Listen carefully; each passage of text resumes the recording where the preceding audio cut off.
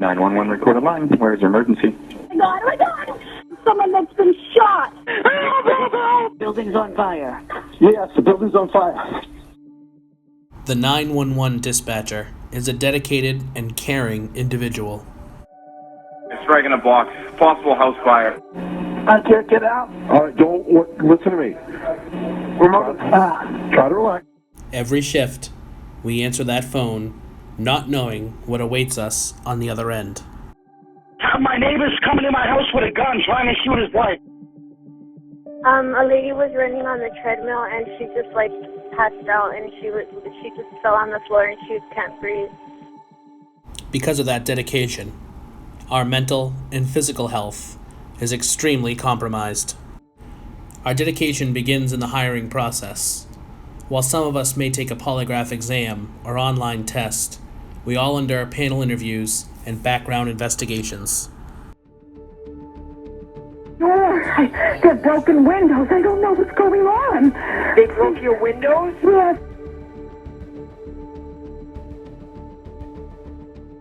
Those of us who are fortunate enough to be awarded a position are met with 8 to 12-hour shifts, forced overtime, working nights and weekends, missing family events, and our holiday table is the console that we sit at each and every shift.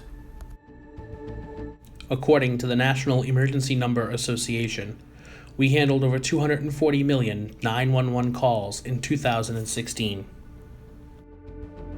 911 does not connect you to Domino's Pizza. It's not an emergency. I want a telephone number, please, for Dr. Leckie, Leckie. Okay, you called the 911 line. Most 911 centers are understaffed and underfunded. This results in one dispatcher handling the workload of 3 or 4. Answering these calls each day, we begin to become desensitized to people's traumas and emergencies. We begin to feel that this is normal from day to day.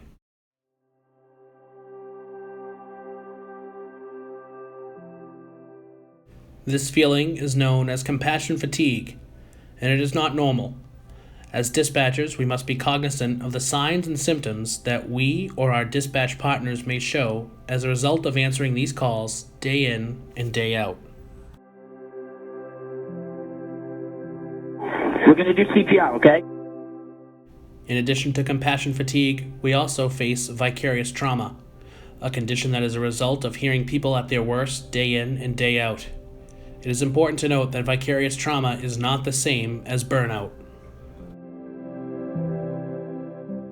When suffering from compassion fatigue or vicarious trauma, we begin to become depersonalized, emotionally exhausted. We become frustrated or irritated easily, and we develop a routine feeling of boredom and disgust. He's right here with me, but we're scared to death. She's not breathing. And doing CPR. To help combat compassion fatigue and vicarious trauma, it is important that we as dispatchers understand the causes. Compassion fatigue and vicarious trauma can ebb and flow throughout our careers. Some calls may barely impact us, while others may entirely deplete us. I've been doing this job for 17 years. There's one particular call that stands out more than any others.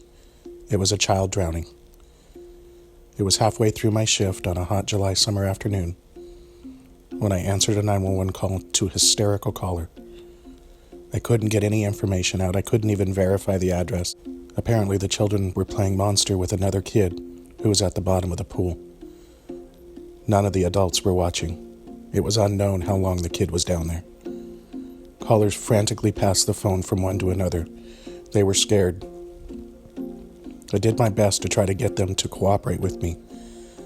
I did all I could to get somebody to jump in the pool, but nobody would. Young child fell, struck the head, they're now throwing up.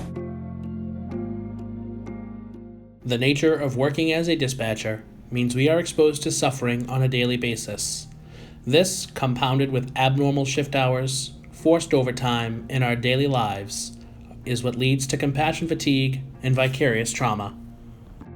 What's going on? My parents were shot. Your what? My parents were shot. Your parents were shot? Yes. I live alone, and I'm an old lady. Mm-hmm. Where is he now, ma'am? I have no idea.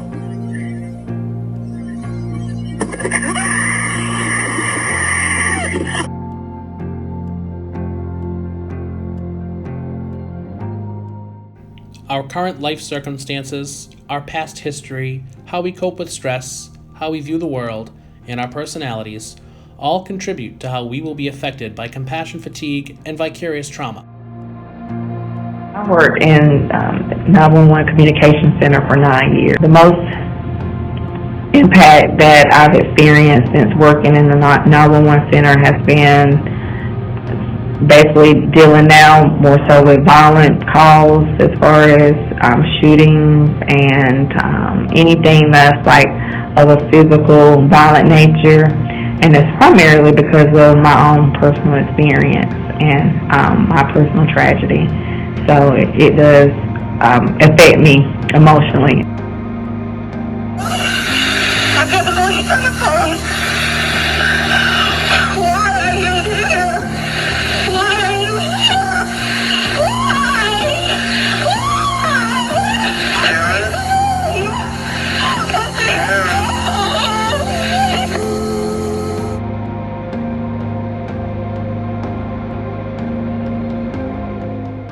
We as dispatchers need to agree that compassion fatigue and vicarious trauma exist within our profession.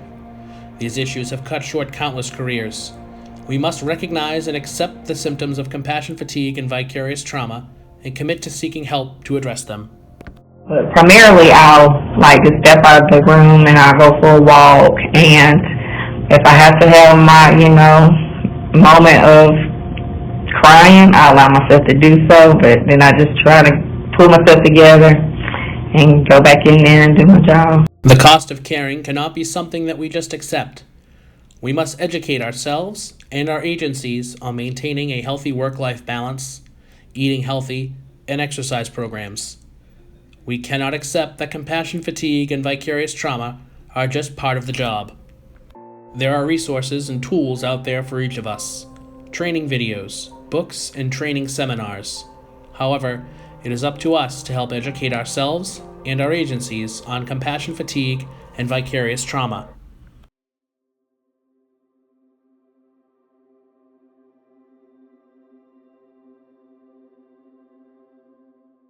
To help overcome compassion fatigue and vicarious trauma, it is important that we have a good support system in place. Programs such as critical incident stress debriefing after major incidents is one of many that your agency should have in place. A critical incident stress debrief is a mostly informal discussion around the facts and reactions of the incident. It is a great tool for us as dispatchers to gain a better knowledge and understanding as to how and why the incident unfolded as it did.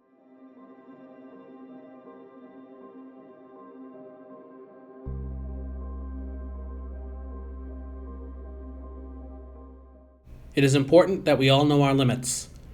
It is okay to feel down after a major incident. It's how long we feel down that we need to pay attention to. If we are still feeling down after 5 weeks or longer, it is time to seek professional help. Sometimes the stress we are under is just too much.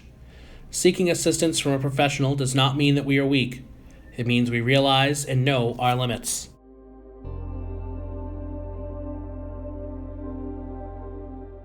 If your agency does not provide, or you are looking for a peer support group in your area, utilize the internet to help you locate one. We are facing challenges today as never before. With the introduction of Next Gen 911, soon we will all truly be the first responders, seeing videos of crimes or emergencies in progress. The toll of this job is exacting and goes far beyond the physical demands. Productive members of our centers are being lost because of the unseen effects of this job. Life is hard. Working in the public safety field does not make it any easier. The public expects us to be robots, lacking empathy and emotion. Well, here is our reality. We are humans. We bleed, we cry, and we feel. Our job is to ensure every day that we are mentally, emotionally, and physically prepared for our jobs. We must make keeping ourselves mentally sound a priority. We are more than just a dispatcher. We are lifesavers. We are the calming voice in a time of panic, and we are the vital link in the first responder chain. we must take care of ourselves and each other.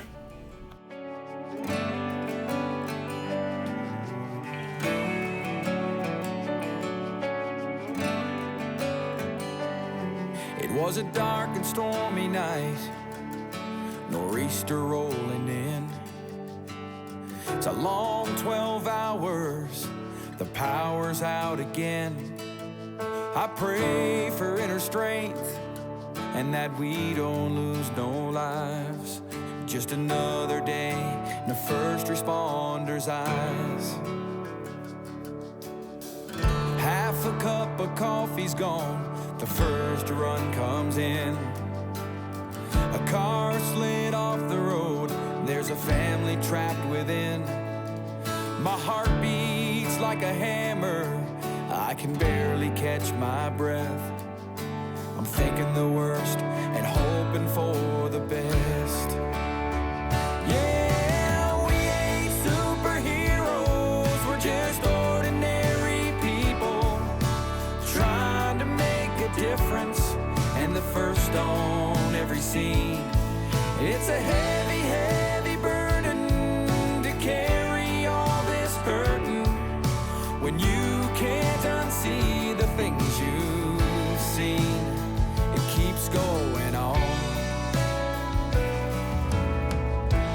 When those sirens are gone.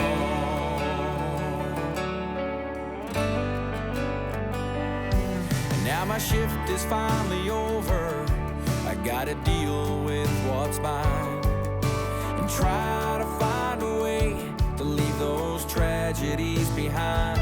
So I hug my 2 children, I kiss on my wife. Just another day in a first responder's life. Yeah, we ain't superheroes, we're just ordinary people. We want the public safety community to recognize the reality of compassion fatigue and vicarious trauma in emergency communication centers around the world. We request you use this video as a tool to educate yourself, your agencies, your families, and the emergency communication stakeholders about the importance of having programs in place to help combat compassion fatigue and vicarious trauma.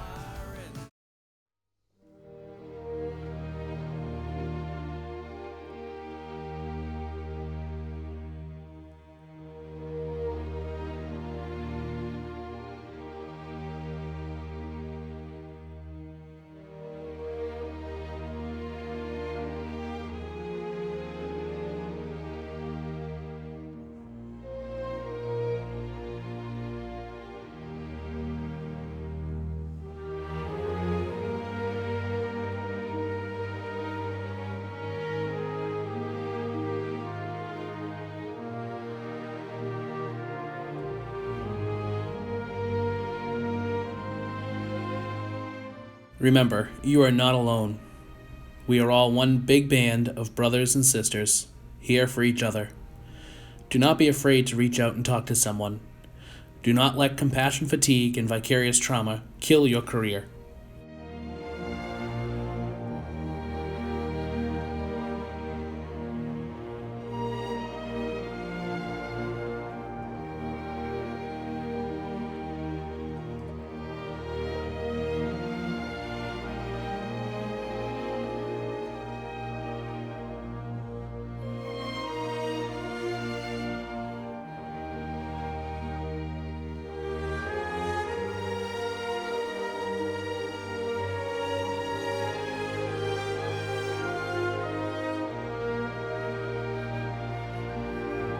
We're on the way, ma'am. Yes, sir. Hurry up, please. Thank you.